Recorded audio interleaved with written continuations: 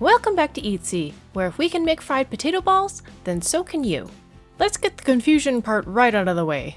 We have no idea why this dish is called potato balls. Directly translated from Mandarin to English, it's fried yam balls.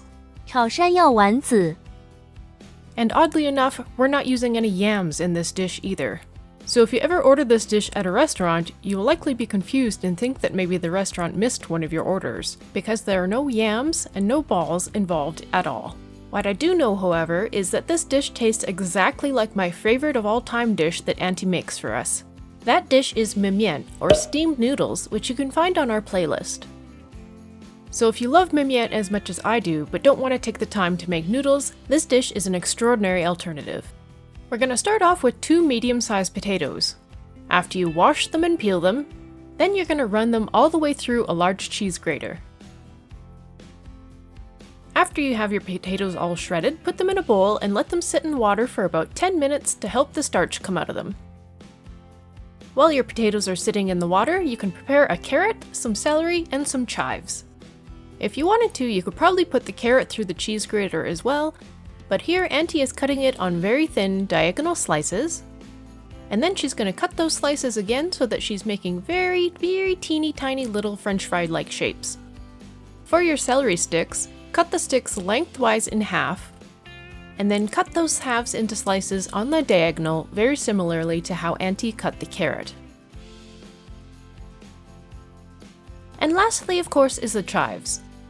After removing the white parts off their bases, you can cut them loosely into about 1 or 2 inch sections. Collect all 3 of your finely sliced vegetables on a plate for later, where we'll be cooking them over the stove. Then, after straining all the water out of your potatoes, we're going to add a couple tablespoons of oil to them.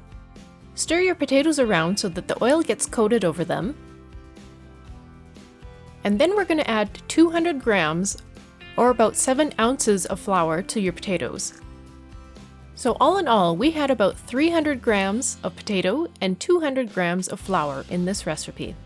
Continue gradually adding the flour and stirring them over the potatoes until all the strands of potato are thoroughly coated. Over at the stove, we're going to hit the like and subscribe buttons, and then we're going to sprinkle our potatoes over our steaming pot. Make sure that the water is already boiling in the steamer, and we're going to steam the potatoes for about 12 to 15 minutes. 15 minutes later, you can lift the lid, and they look just like this. This is when they start to look remarkably similar to mian. Next, we're going to add some oil to a pan over medium to high heat. The first thing we're going to add is about 6 to 8 thinly sliced garlic cloves, about a 1/4 cup of green onion, and a little bit of green pepper. After you give those a stir around, we're going to add 1/3 teaspoon of ginger powder,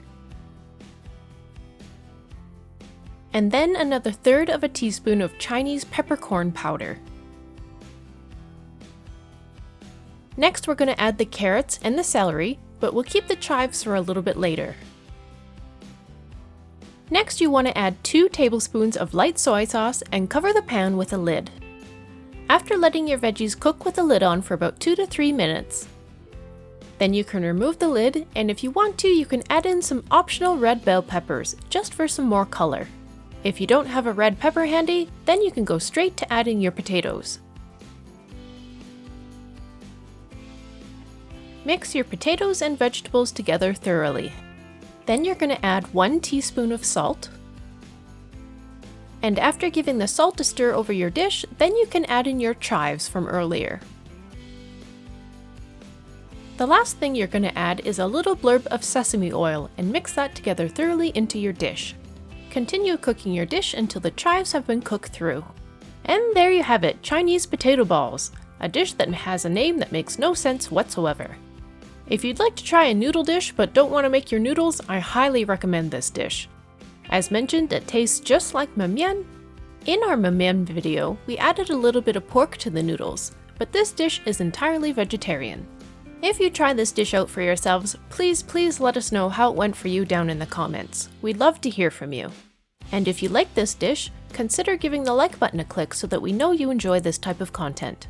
We release a new video every week, so make sure you hit the subscribe button so you don't miss any of our upcoming videos. And as always, thank you so much for watching.